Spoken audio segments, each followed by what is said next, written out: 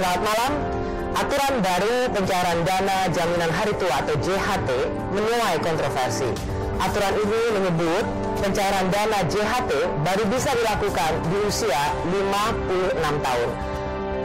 Buruh para pekerja menilai aturan baru ini merugikan. Untuk siapa sesungguhnya aturan ini dibuat? Inilah Rosi, gaduh JHT baru cair di usia 56 tahun. JHT itu adalah Provident Fund atau tabungan sosial. Uangnya uang buruh, bukan uang pemerintah. Karena dia sifatnya tabungan, mengacu pada PP nomor 60 tahun 2015, maka boleh diambil kapan saja kalau terjadi PHK dengan alasan apapun.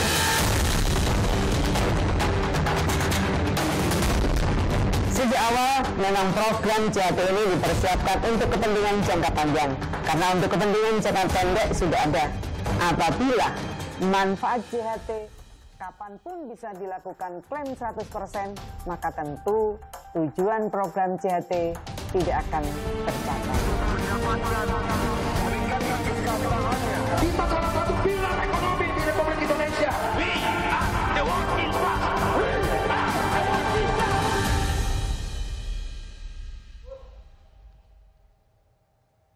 Peraturan Menteri Ketenagakerjaan Nomor 2 Tahun 2022 yang diteken 2 Februari lalu diprotes buruh. Aturan ini dianggap merugikan karena uang JHT atau jaminan hari tua baru bisa cair saat pekerja memasuki masa pensiun yaitu 56 tahun. Peraturan Menteri Ketenagakerjaan ini berbeda dengan aturan sebelumnya yang menyebut pencairan dana JHT bisa dicairkan 1 bulan setelah karyawan berhenti bekerja. Siapa sebenarnya yang diuntungkan dengan aturan baru pencairan dana jaminan hari tua ini? Benarkah aturan ini tidak berpihak pada para buruh, pada para pekerja? Malam ini kita akan membahasnya. Saya mengundang Menteri Koordinator Bidang Perekonomian, Bapak Erlangga Hartarto. Selamat malam Pak Menko. Selamat malam Bu Rosi. Pak Menko, pertanyaan yang paling awal akan saya tanyakan adalah apa sih urgensinya atau kepentingan yang sangat mendesak untuk mengubah PP yang sudah dianggap baik oleh para pekerja, yaitu PP 60 tahun 2015 di era Pak Jokowi, dan sekarang harus diubah dengan PP 2 tahun 2022. Esensinya adalah tidak bisa mengambil jaminan hari tua pada saat dia berhenti bekerja. Apa yang begitu mendesak sehingga ini harus diubah? Ya, pertama tentu kita tidak bisa melihat manfaat JHT dengan JHT saja, karena pemerintah sudah meluncurkan yang namanya jaminan kehilangan pekerjaan. Sehingga jaminan kehilangan pekerjaan justru dibuat untuk menangani masalah kebutuhan yang jangka pendek. Sehingga antara JHT dan JKP ini harus dilihat saling melengkapi. Oke, ada jaminan JKP hari tua, sendiri, ada jaminan kehilangan pekerjaan ya Pak ya? Ya, jaminan kehilangan pekerjaan sendiri ini sebuah program baru. Sebuah program baru kan kita juga melihat bahwa yang namanya jaminan hari tua, jaminan kehilangan pekerjaan, itu kan konsep asuransi. Yeah. Asuransi kan semua juga menggunakan dana sendiri, dan itu walaupun kita yang taruh uang, kalau kita sudah mengikat bahwa kita akan ambil dalam usia tertentu, nah itu kan baru bisa diambil pada saat usia tertentu. Ya. Nggak bisa setiap bulan kita ambil. Betul. Tapi pertanyaan nah, konsepnya begini. Konsep asuransi. Betul Pak. Jadi bukan siapa taruh uang kemana. Gitu. Ya, betul Pak Menko. Kalau itu adalah konsep asuransi ada jangka waktunya. Tapi kan pertanyaannya begini, itu sudah pernah menjadi peraturan pemerintah yang bisa diambil setiap saat dia berhenti. Dan pertanyaan paling mendasar adalah ini uang pekerja dari jerih payah pekerja. Kenapa pemerintah harus ikut campur untuk menentukan di umur 56 tahun? Padahal ya, itu dipotong dari keringat kan pekerja. Mbak, namanya jaminan hari tua. Nah, terus kemudian yang namanya pekerja itu menghadapi dua hal. Satu, saat dia masuk di hari tua, pada saat pensiun kan dia tidak bekerja. Tentu perlu ada employment benefit-nya harus ada di sana. Kedua, pada saat dia mendapatkan kecelakaan. Kecelakaan bisa berarti dia kena PHK, bisa juga kecelakaan yang bersifat cacat, bisa juga dia meninggal. Nah, terhadap itu seluruhnya sudah ada paketnya masing-masing. Nah, terkait dengan program yang baru, itu ada yang namanya jaminan kehilangan pekerjaan. Pada saat dia mendapatkan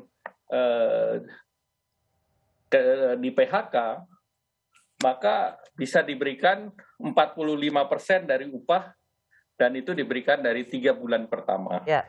Dan ada 3 bulan kemudian. Ke 3 bulan kemudian 25%. Ya.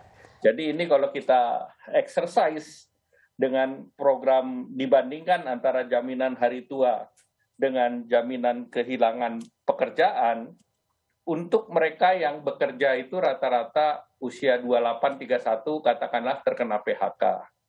Nah, dengan gaji kira-kira 5 juta.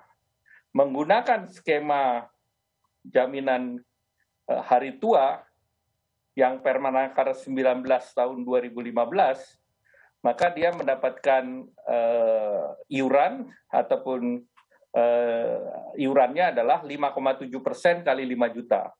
Maka itu besarnya 285.000. Nah, kemudian kalau dia kerja 2 tahun, dia dapat 24 bulan. Nah, totalnya 6.840. Kemudian ada tambahan 5%, sehingga dia dapat 7.190.000. Nah, yang paling penting kan bagi pekerja, dia dapat berapa di tahun keberapa, dapat uang berapa di tahun keberapa. Nah, dengan skema JKP, itu dia dapat 45% dari gaji yang sama, yang 5 juta tadi, itu 3 bulan. Maka dia mendapatkan 6.750.000. Kemudian 3 bulan berikutnya, dia masih dapat 25% kali 5 juta.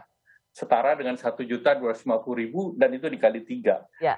Yang ingin Pak Menko katakan adalah 10 juta, kan yang paling penting berapa uang dibawa pada waktu itu. Nah, itu 10.500.000 dibandingkan dengan 7.190.000. Ya. Ini apple to apple programnya. Ya. Jadi tidak mengatakan bahwa dia tidak menerima uang sama sekali. Dan premi terhadap JKP, pemerintah yang bayar. Ya, Pak, kalau boleh saya berhenti di situ. Betul bahwa ini ada 2 konsep, yaitu satu tentang menjamin warga negara di masa tuanya, yang definisinya adalah di 56 tahun, supaya warga negara di usia yang tidak produktif, dia tetap sejahtera. Lalu kemudian ada buffer dari pemerintah, yaitu ketika kehilangan pekerjaan. Saya mau masuk dulu ke pertanyaan yang ingin saya tanyakan sebelumnya. Pak, bagaimana mungkin di masa pandemi saat ini ada persoalan kehilangan pekerjaan, perusahaan banyak melay-off atau mem-PHK karyawan, kita sudah berpikir yang sangat ideal tentang masa tua, padahal banyak pekerja, banyak buruh masih berpikir makan apa besok. Mengapa ini terasa terlalu dipaksakan? Ya, hitungannya kan tidak berarti kalau JHT diberlakukan masa tua, maka hari ini tidak dapat uang. Perbandingannya kan sekarang dia mendapatkan jaminan kehilangan pekerjaan yang sebesar 10 juta. Sementara nanti pada saat pensiun, dia masih tetap dapat 29 juta. Nah, sedangkan kalau dia tidak ada program yang namanya JKP, maka dia terima 7 juta sekarang, di usia 56 tahun, tidak dapat apa-apa lagi. Kalau berbicara soal kalkulasi dari Pak Menko tadi, soal lebih baik mendapatkan JKP, lebih bermanfaat karena how much money yang bisa dibawa ke rumah, cash money-nya, itu dengan perhitungan 2 tahun bekerja, Pak, jaminan hari tuanya. Yang menjadi banyak keresahan para pekerja, para buruh adalah ketika itu sama seperti amanat undang-undang, bisa mencairkan jaminan hari tua kapanpun dengan keikutsertaan 10 tahun, itu kalau bisa dicairkan, Pak, pada saat dia berhenti bekerja, apakah di PHK, apakah memang dia memutuskan untuk berhenti bekerja untuk membantu domestik, membuka usaha, itu jauh, Pak, jauh lebih berharga bisa mendapatkan jaminan hari tua dengan kepesertaan atau keanggotaan 10 tahun, bukan 2 tahun. Kalau 2 tahun pasti dia... Misalnya 10 tahun. 10 tahun itu dengan skema lama itu menerimanya 44 juta. Orang. Nah, kalau dengan JKP dan JHT...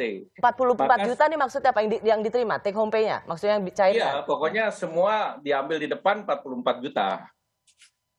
Tapi kalau misalnya menggunakan skema JKP, maka dia terima kalau gajinya sama ya, 5 juta ya. Kita bicara batas. 10 tahun batas. tetap 5 juta. Karena itu sebetulnya kalau angkanya naik dia berubah lagi. Nah itu katakan dia tetap dapat 5 juta itu 10.500.000. Ditambahkan lagi sebetulnya dia bisa menarik dana sebesar 30% untuk perumahan atau senilai sekitar kira 150 juta. Plus nanti pada saat dia pensiun itu dia masih dapat lagi 123 juta. Jadi kalau kita lihat manfaatnya ditarik di depan, dia kan masa depannya udah nggak ada. Udah ditarik aja 44 juta. Ya. Nah, bandingkan dengan 10 juta plus 123 juta. Katakanlah yang 150 juta itu cash flow di depan, ya itu nggak diambil lah. Sehingga dalam 10 tahun pun total benefitnya akan lebih tinggi. Ya. Apalagi di usia 56 tahun kan nggak bisa bekerja kembali, lebih sulit. Ya. Kalau sudah 10 tahun kerja, kemungkinan di rehire lagi kan lebih tinggi juga. Hanya persoalannya adalah peraturan ini justru tidak melihat situasi di tengah pandemi, Pak Menko, karena banyak perusahaan yang harus me-layoff karyawannya atau mempensiun dinikan karyawannya atau memberhentikan karyawannya atas nama memang harus efisiensi, sehingga mereka tidak punya pilihan lain. Apakah mereka untuk misalnya seperti apa kata Presiden Jokowi dan apa yang diinginkan oleh pemerintah membuka usaha, mereka bisa mengambil JHT itu sebagai bagian dari usaha. Tidakkah ini juga bisa dilihat di tengah suasana yang sangat sulit, mendorong atau menjadi stimulasi setiap pekerja bisa menjadi entrepreneur, bisa menjadi pelaku usaha? Kenapa tidak dilihat opportunity cost-nya, Pak Erlangga? Modal berusaha kan bukan cuma uang yang 7 juta, Mbak. Okay. Justru pemerintah memperkenalkan yang namanya jaminan kehilangan pekerjaan. Jaminan kehilangan pekerjaan ini padanannya kartu prakerja, skemanya. Kartu prakerja diluncurkan oleh pemerintah untuk mendorong masyarakat yang terkena PHK juga di sektor informal untuk mengikuti pelatihan. Dengan pelatihan itu, pekerja mendapatkan pengetahuan baru dan skill baru. Dan untuk itu, setiap bulan dikasih paket dana 600.000. Dan total paket yang diberikan adalah 3.800.000. Sehingga ini bisa dijadikan modal untuk berusaha. Kemudian, mereka yang ikut prakerja itu bisa mendapatkan kredit usaha rakyat. Jadi ini programnya nyambung. Yeah. Apakah dia butuh 10 juta, apakah dia butuh 100 juta, apakah dia butuh 500 juta. Karena sudah mengikuti pelatihan prakerja, maka dia sudah lolos yang namanya KYC, Know Your Customer. Yeah. Nah, demikian pula program ini direplikasi di dalam jaminan kehilangan pekerjaan. Di mana jaminan kehilangan pekerjaan itu diberikan pelatihan yang tentunya dibuat nanti oleh Kementerian Tenaga Kerja, plus dalam 6 bulan dia masih terima gaji. Nah tentunya dari segitu kalau mereka menjadi new entrepreneurs, mereka sudah dilatih untuk retraining dan reskilling. Oke, kalau begitu saya akan masuk ke pertanyaan kan, begini Pak. Dia terima cash sudah gitu dilepas saja. Kalau gitu pertanyaan begini, kalau misalnya dia masih di usia 40 tahun, dia kena PHK Pak, atau dia diberhentikan atas nama efisiensi perusahaan, lalu dia dapat 3 bulan cash, lalu kemudian 3 bulan berikutnya, kalau di bulan ke-7, di bulan ke-8, dia belum juga mendapat pekerjaan, maka dia masih harus menunggu 15 tahun untuk bisa mencairkan jaminan hari tuanya. Artinya, jadi kalau kita lihat, Bu, pekerja ini dipaksa untuk... Kita lihat kan kalau semuanya pesimis, nothing happen. Walaupun sudah di retraining, reskilling, tetap nganggur. Nah kita lihat dari kartu prakerja yang daftar 84 juta, yang bekerja yang mendapatkan pelatihan 11,4 juta. Dan kami lihat dari hasilnya itu 80% mereka mendapatkan new skill. Dan sebagian ada yang mulai dengan katakanlah mulai menjadi entrepreneurs. Ini from nol. Ini kan kasus yang terjadi selama pandemi COVID. Ya. Nah ini real sudah jalan, Bu. Artinya begini, setelah 6 bulan mendapat jaminan kehilangan pekerjaan, maka di hari ke-7 ia harus dipaksa bisa bekerja lagi di tengah situasi. Itu tidak dipaksa, Bu. Itu secara natural kan kita semua sebagai semuanya mempunyai semangat untuk survive. Betul. untuk berusaha. Itu yang tadi Sehingga saya tentu bilang yang Pak dilakukan Menko, itu yang pemerintah, tadi saya bilang bahwa itu semua didorong oleh pemerintah. Kalau dia perlu modal, ya bisa melakukan misalnya dengan kredit usaha rakyat. Nah, pemerintah bisa memfasilitasi itu. Itu yang terjadi dengan kartu prakerja. Sehingga kita tidak lepas begitu saja, sehingga sebagian besar bisa mendapatkan karir. Yang mau mulai entrepreneurs, dia mulai entrepreneurs. Dan pemerintah tahun ini menyediakan dana yang namanya kredit usaha rakyat besar, Bu. 387 triliun. ya, Bandingkan dengan kemarin 280 triliun. Dan ini seluruhnya, saya katakan sekali lagi, seluruhnya diserap oleh usaha kecil dan menengah. Artinya kita harus punya positive attitude untuk hal ini. Dan banyak yang mereka terkena PHK. Dan alhamdulillah sampai tahun kemarin rehire itu terjadi. Jadi menambah, jadi angka kemiskinan dan unemployment itu jadi turun pemerintah lagi, optimis 1,9 setelah juta. 6 bulan dengan upscaling, penambahan keahlian para pekerja atau buruh ini, mereka bisa mencari atau menjadi pekerja lagi. Saya sih optimis. Baik, Pak Menko, ada pertanyaan soal begini. Ini keringat kami ini dipotong gajinya, tapi pada saat kami memang sudah tidak bisa bekerja lagi, kami tidak boleh ambil. Tadi memang betul konsep dari pemerintah yang disampaikan oleh Pak Menko, ini adalah sistem jaminan hari tua supaya di usia 56 tahun saat warga negara tidak bisa produktif lagi, ia tetap bisa paling tidak sejahtera. Tapi ada yang menuding bahwa sebenarnya pemerintah tidak punya uang untuk membayar uang jaminan hari tua pekerja. Karena kita sebenarnya pemerintah ini sedang kekurangan likuiditas. Benar Pak Menko? Kembali, ini kan konsep asuransi. Konsep asuransi kan dananya itu dimiliki oleh BPJS Ketenagakerjaan. Nah, ini kan BPJS Ketenagakerjaan sebuah institusi.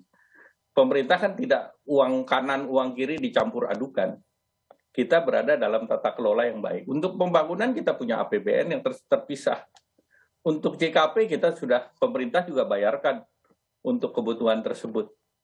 Jadi saya rasa kita tidak perlu mengaduk-aduk antara satu institusi dengan pemerintahan. Ini sebuah institusi berbeda. Sama juga BPJS Kesehatan. Karena gini Pak Menko, kalau boleh saya sedikit menyela, karena ini yang menjadi percakapan publik, ada kisaran kira-kira 553 triliun hasil iuran pekerja dan hasil pengembangan investasi. Ini jumlah yang besar. Dan ketika itu tidak bisa dibayarkan seperti keinginan pekerja, padahal gajinya dipotong selama bertahun-tahun, orang jadi bertanya, ini buat pembangunan ibu kota negara baru ya yang nggak ada duitnya. Benarkah Pak Menko? Nah, itu namanya suudon. Kami kembali sesaat lagi dijawab selengkapnya Jadi oleh itu namanya Menko Perekonomian.